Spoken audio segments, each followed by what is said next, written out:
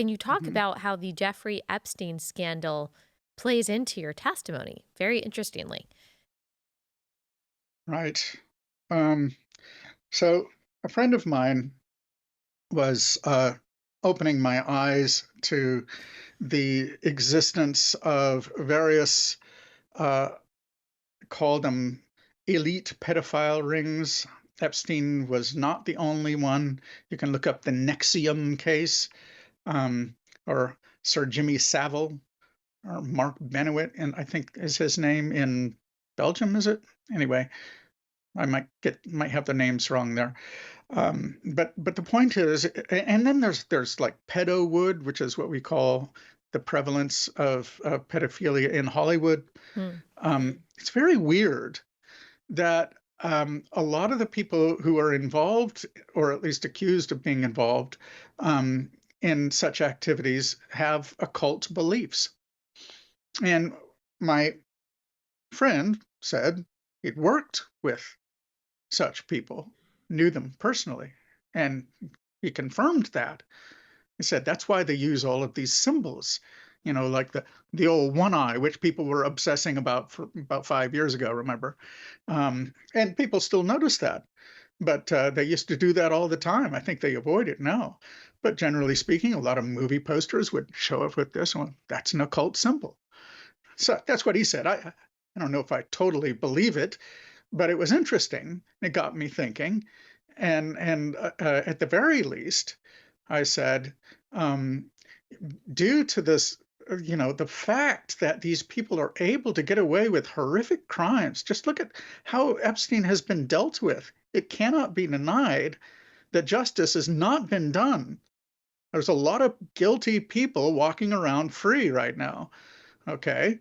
Um, how is that possible in our society? I said, well, our society must be governed like judges, for example, must be beholden somehow or other. I don't know how exactly.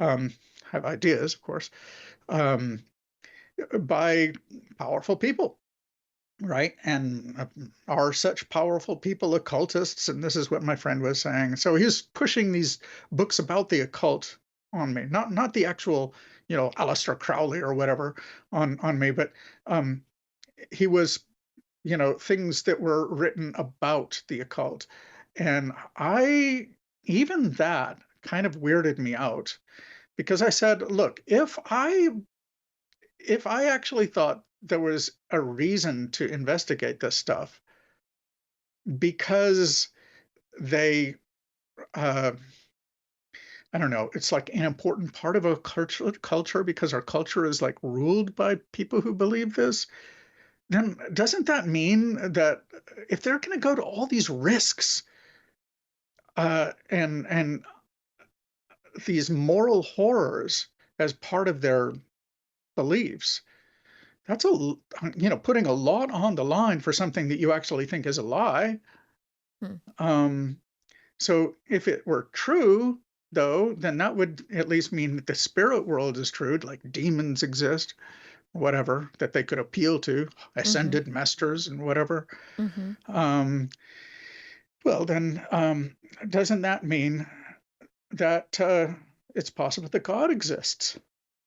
Um, That's one thought that I had. But another is I didn't want to read those books that my friend was pushing at me. I looked at a few of them a little bit and looked at a few videos, and it's like I just kept getting creeped out. Essentially, it's a Yeah. little more to it than that. But yeah, I didn't want to get into it. I didn't want to open any portals, you know, Yeah. so to speak. Right. Um, but one thing I learned is that, like if you look at Masonic symbology, Mm-hmm. it's based on a lot of Old Testament, like temple Mm-hmm. symbology. It and the notion is what occultists like to do is to invert biblical symbols. So, in other words, pervert them, twist them. Um, and so that led me to think maybe I should read the Bible. If I want to understand them, at least it'd be safe to read that and actually try to understand it. And then maybe I would be, I don't know, in the clear to read some of the occult stuff if I wanted to. Never wanted to after that, though. The issue of why be moral and the problem of evil, which, of course, these are things that have been debated for a long time. And there are always questions that I have for my atheist friends that I haven't ever gotten a good answer on. That's not to say that no atheist has an answer for it, but those that I've talked to, of, even the one that you articulated, why sacrifice yourself for a child? He can give you nothing in return. Why sacrifice yourself for a loved one? Why do things that are not in your direct self interest just because they are the right thing to do? Most atheists I know would say that being kind or being charitable with expecting nothing in return is a good thing, that is a sign of virtue, but they can't tell me why or why beauty exists, why there are these like intangible realities that have nothing to do with the perpetuation of the species or survival of the fittest. Mhm. Um, and so tell me how you articulated that before you were a Christian. What conclusion did you come to about why it's important to be good or be moral? Yeah. Um, well, I'll tell you, the the line that you just outlined there is not the one that I took in this essay that I wrote. I think it's called "Why Be Moral" on LarrySanger.org. If you want to look Mm-hmm. at it, it's a pretty long essay. Um, and but it was important to my conversion in a certain way. I actually disagree with the notion that in order to make sense of our moral obligations, we have to depend on an existent God. I think that